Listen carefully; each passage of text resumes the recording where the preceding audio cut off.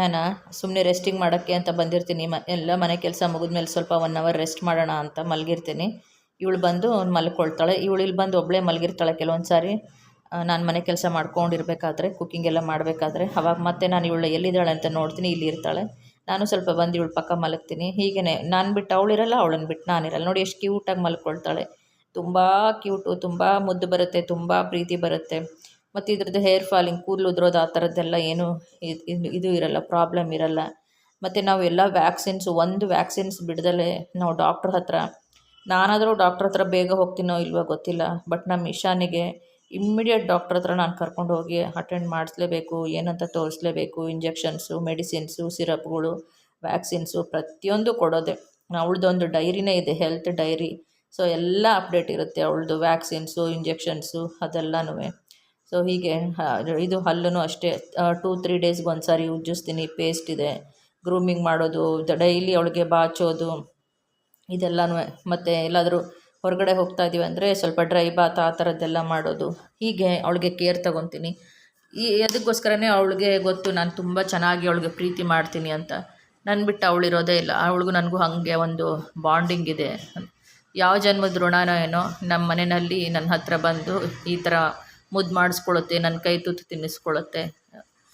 ಖುಷಿ ಆಗುತ್ತೆ ಒಂದೊಂದು ಸಾರಿ. ನೋಡಿ ನಮ್ಮಣ್ಣ ಅತ್ತಿಗೆ, ನಮ್ಮಣ್ಣನ ಮಗ ಮೋಹಿತ್ ಅಲ್ಲಿ ಕೂತಿದ್ದಾನೆ ನೋಡಿ, ಹೀರೋ. ಅವನಿಗೆ ರಣವೀರ್ ಕಪೂರ್ ಅಂತ ಕರಿತೀನಿ. ನೋಡಿ ಎಷ್ಟು ಹೆಂಗೆ ತುಂಬ ಹ್ಯಾಂಡ್ಸಮ್ ಆಗಿದ್ದಾನೆ ನಮ್ಮ ಅಣ್ಣನ ಮಗ. ನನ್ನ ಮಗನೂ ಹೀಗೆ ಇರೋದು. ಅವನು ಇನ್ನೂ ಸ್ವಲ್ಪ ಹೈಟ್ ಪರ್ಸ್ನಾಲಿಟಿ ಬರ್ತಾನೆ. ಇವನು ಹೈಟ್ ಇದ್ದಾನೆ ಸಿಕ್ಕಾಬಟ್ಟೆ. ನನ್ನ ಮಗ ಇನ್ನೂ ಹೈಟ್ ಪರ್ಸ್ನಾಲಿಟಿ ಬರ್ತಾನೆ. ಒಳ್ಳೆ ಮಿಲ್ಟ್ರಿ ಆಫೀಸರ್ ಇದ್ದಂಗಿದ್ದಾನೆ. ಆ ಥರ ಅವನಿಗೆ ಬಾಡಿ ಇದೆ. ನನ್ನ ಮಗನಿಗೂ ತುಂಬ ಚೆನ್ನಾಗಿದ್ದಾನೆ. ನನ್ನ ಮಗ ಸಿಕ್ಕಾಬಟ್ಟೆ ಹ್ಯಾಂಡ್ಸಮ್ ಆಗಿದ್ದಾನೆ. ಅದಕ್ಕೆ ನನ್ನ ಮಗಳನ್ನ ವ್ಲಾಗಲ್ಲಿ ತೋರಿಸಲ್ಲ ರೀ, ಸುಮ್ಮನೆ ಯಾಕೆ ಕಣ್ಣು ದೃಷ್ಟಿಗಳೆಲ್ಲ ಆಗುತ್ತೆ ಅಂದ್ಬಿಟ್ಟು. ನಮ್ಮ ಅಣ್ಣನ ಮಗನ ಕಂಡ್ರೆ ನಾನು ತುಂಬ ಅವ್ನು ಹುಟ್ಟಿದಾಗಿಂದನೂ ತುಂಬ ಪ್ರೀತಿ ಅವನಿಗೆ. ಯಾವಾಗಲೂ ನಾನು ರೇಗಿಸ್ತಾ ಇರ್ತೀನಿ, ಏನೋ ನನ್ನ ಥರನೇ ನಿನ್ನ ಮೂಗಿದೆ, ನನ್ನ ಥರನೇ ಇದೆಯಾ ನೀನು ಅಂತ ಹೇಳ್ತಾ ಇರ್ತೀನಿ. ತುಂಬ ಅಂದರೆ ತುಂಬ ಅವನಾಯಿತು, ಅವನ ಕೆಲಸ ಆಯಿತು. ಜಾಸ್ತಿ ಯಾವ ದೊಡ್ಡವ್ರ ವಿಷಯಕ್ಕೆ ಇಂಟರ್ಫಿಯರ್ ಆಗಲ್ಲ. ನನ್ನ ಮಕ್ಕಳು ಹಾಗೆ ಇರೋದು, ದೊಡ್ಡವ್ರ ವಿಷಯಕ್ಕೆ ಇಂಟರ್ಫಿಯರ್ ಆಗಲ್ಲ, ಮಾತಾಡಲ್ಲ. ಅವನ ಕೆಲಸ, ಅತ್ಯ ಚೆನ್ನಾಗಿದೆಯಾ, ಆರಾಮಾಗಿದೆಯಾ, ಇಷ್ಟೇ ಅಂದ್ಬಿಟ್ರೆ ಮುಗೀತು. ಅವ್ನಿಗೆ ತುಂಬ ಪ್ರೀತಿ ಇದೆ, ಆದರೆ ಕಡಿಮೆ ಮಾತು. ಅವಳು ನಮ್ಮ ಅತ್ತಿಗೆ ಅಣ್ಣನ ಮಗಳು, ನಮ್ಮ ಅತ್ತಿಗೆ ಇದ್ದಾರಲ್ಲ ಅವ್ರ ಅಣ್ಣನ ಮಗಳು. ಇದು ಸೌಂದರ್ಯ ಅಂತ.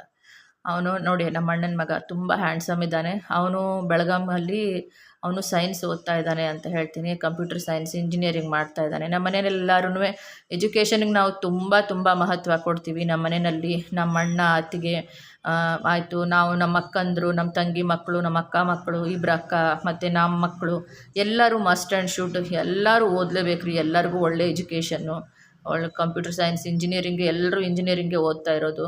ಮಕ್ಕಳು ಅಷ್ಟೇ, ಎಲ್ಲರ ಮಕ್ಕಳು ಜಾಣರಿದ್ದಾರೆ ನಮ್ಮ ಮನೆಯಲ್ಲಿ. ನಮ್ಮ ಅಕ್ಕ ತಂಗಿರು, ನಮ್ಮ ಅಣ್ಣ, ನಮ್ಮ ಮಕ್ಕಳು ಅದನ್ನ ಎಲ್ಲವೂ ಸೂಪರ್ ಇಂಟೆಲಿಜೆಂಟ್ ಇದ್ದಾರೆ. ಸರಸ್ವತಿ ಒಲ್ದಿದ್ದಾಳೆ, ಅದು ಪುಣ್ಯ, ಯಾವ ಜನ್ಮದ ಪುಣ್ಯನೋ ಗೊತ್ತಿಲ್ಲ. ಸರಸ್ವತಿ ಒಲ್ದಿದ್ದಾಳೆ. ಮತ್ತು ಅಷ್ಟೇ ಡೀಸೆಂಟ್ ಆಗಿದ್ದಾರೆ ಮಕ್ಕಳು ನಮ್ಮ ಫ್ಯಾಮಿಲಿನಲ್ಲಿ. ನನ್ನ ತವ್ರ ಮನೆ ಏನು ನಾವೆಲ್ಲ ಸಿಬ್ಲಿಂಗ್ಸ್, ಅಣ್ಣ ಅಕ್ಕ ತಂಗಿರೆಲ್ಲ ಇದ್ದೀವಲ್ಲ, ಅಷ್ಟೇ ಡೀಸೆಂಟ್ ಒಳ್ಳೆ ಮಕ್ಕಳು ಅಂತ ಹೇಳ್ತೀನಿ. ಮತ್ತು ಅದ್ರ ಜೊತೆಗೆ ಓದೋದಲ್ದಲೇ ಬಿಸ್ನೆಸ್ ಕೂಡ ನೋಡ್ಕೊಳ್ತಾರೆ. ತಂದೆದು ಬಿಸ್ನೆಸ್ ನೋಡ್ಕೊಳ್ತಾರೆ, ಅಂಗಡಿಗೆ ಹೋಗೋದು, ವ್ಯವಹಾರಗಳ್ನ ನೋಡ್ಕೊಳ್ಳೋದು, ಅವ್ರ ತಂದೆ ಹೇಳಿದ್ರೆ ಏನೇ ಹೇಳಿದ್ರು ಕೆಲಸ ಮಾಡೋದು, ಆ ಥರ. ಅಂದರೆ ಎರಡೂ, ಈ ಕಡೆ ಬಿಸ್ನೆಸ್ಸು ನೋಡ್ತಾರೆ, ಈ ಕಡೆ ಜಾಬು ಮಾಡ್ತಾರೆ, ಈ ಕಡೆ ಓದೋರು ಓದ್ತಾರೆ, ಇನ್ನೊಬ್ರು ಅಕ್ಕ ಮಗ ಜಾಬ್ ಮಾಡ್ತಾರೆ, ಅವರು ಫಾರಿನಲ್ಲಿದ್ದಾರೆ. ಹೀಗೆ ಅಬ್ರಾಡಲ್ಲಿ ಒಂದಿಷ್ಟು ಜನ ಇದ್ದಾರೆ.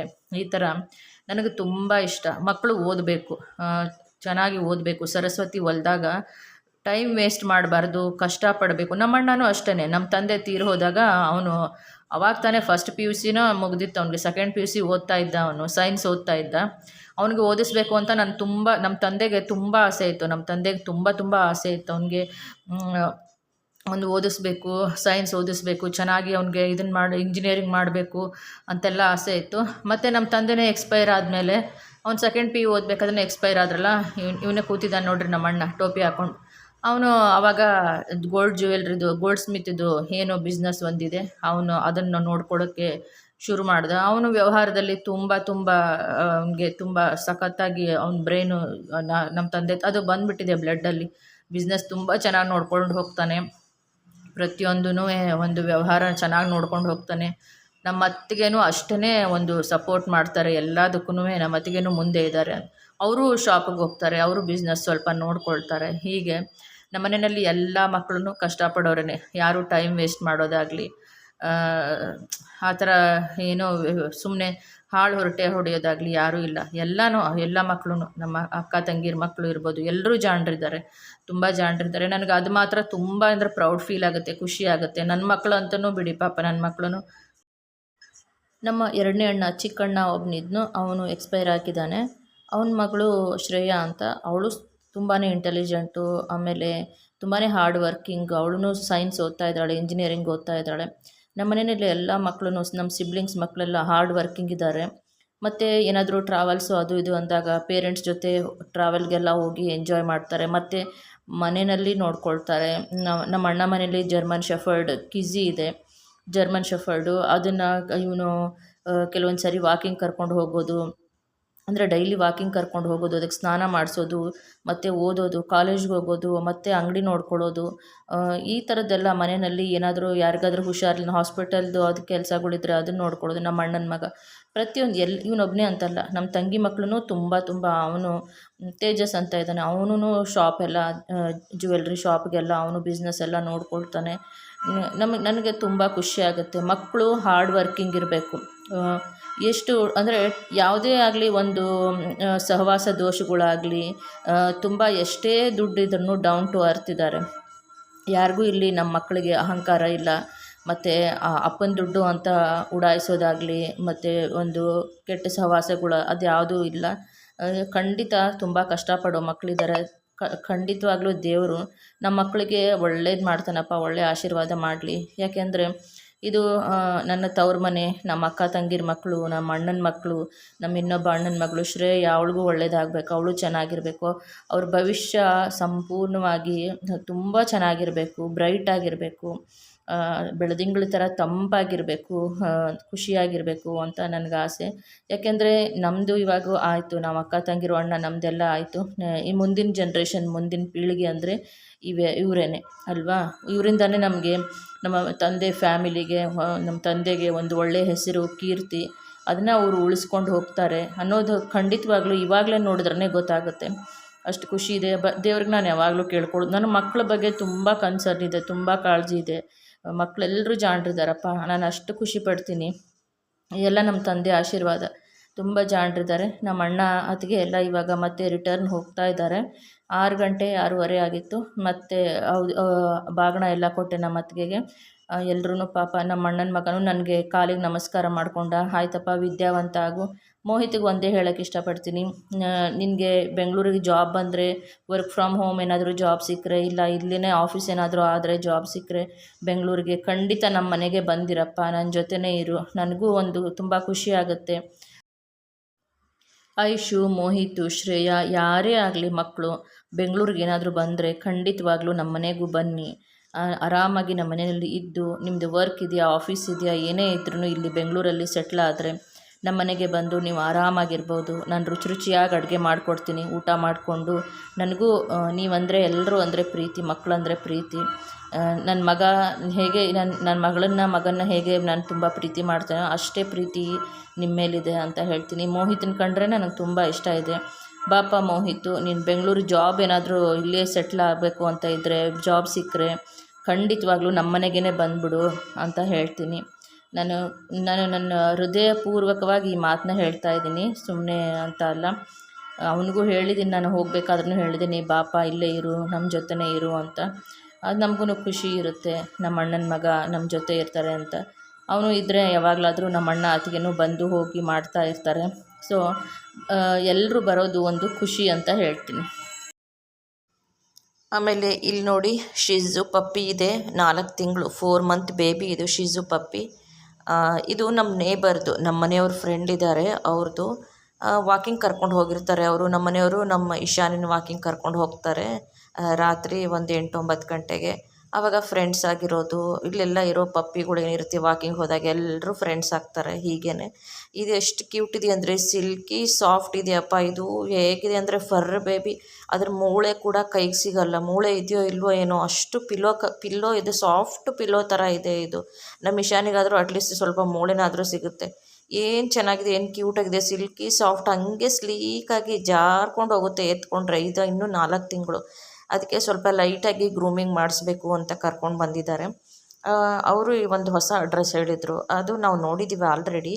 ಸೊ ಯಾವಾಗಲೂ ರೆಗ್ಯುಲರಾಗಿ ನಾವು ಒಂದು ರಾಯಲ್ ಪೆಟ್ ಕ್ಲಿನಿಕ್ ಅಂತ ಅಲ್ಲಿ ಯಾವಾಗ್ಲೂ ನಾವು ನಮ್ಮ ಇಶಾನಿಗೆ ಅಂದರೆ ಗ್ರೂಮಿಂಗ್ ಮಾಡಿಸ್ತಾ ಇದ್ವಿ. ಇವಾಗ ಬೇರೆ ಚೇಂಜ್ ಮಾಡೋಣ ಅಂತ ನೋಡಿ ಇಲ್ಲಿ ಬಂದಿದ್ದೀವಿ.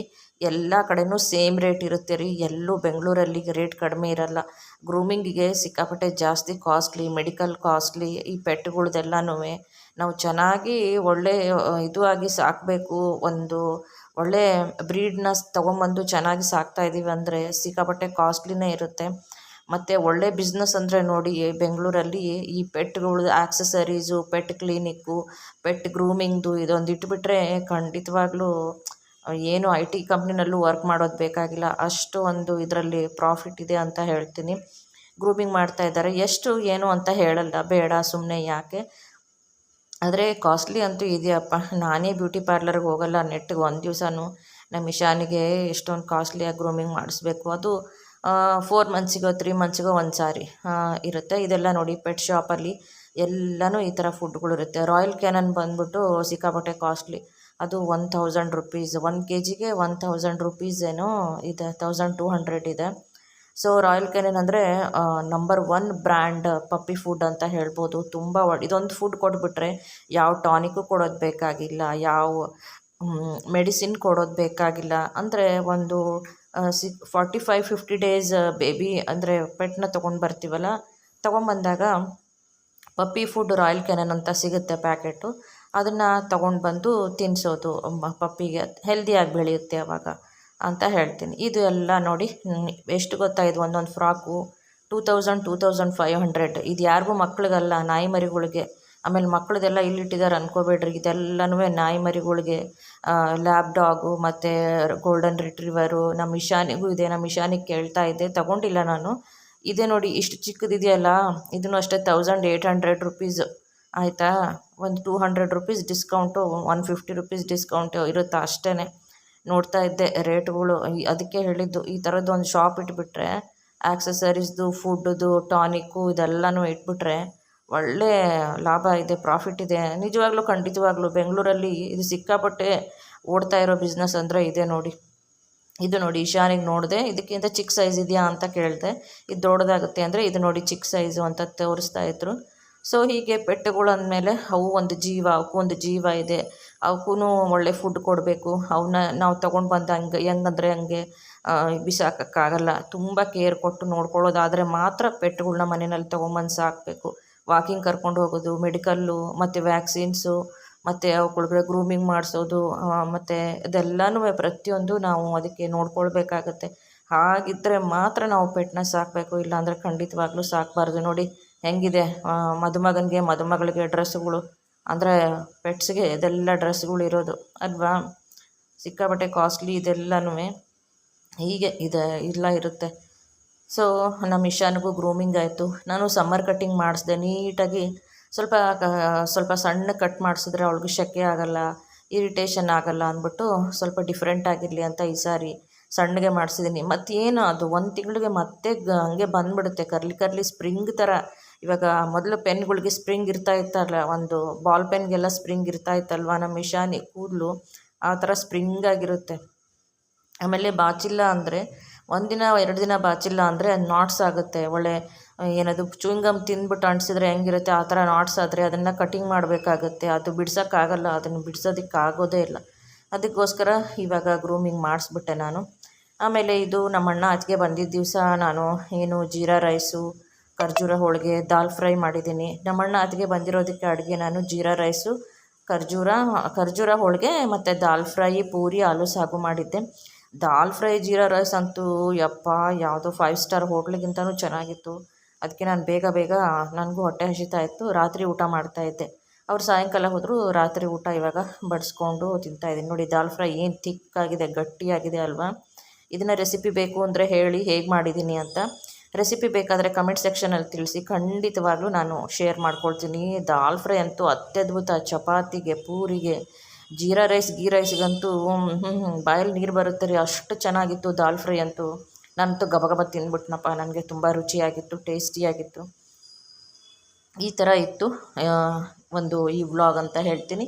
ಥ್ಯಾಂಕ್ ಯು, ಧನ್ಯವಾದಗಳು.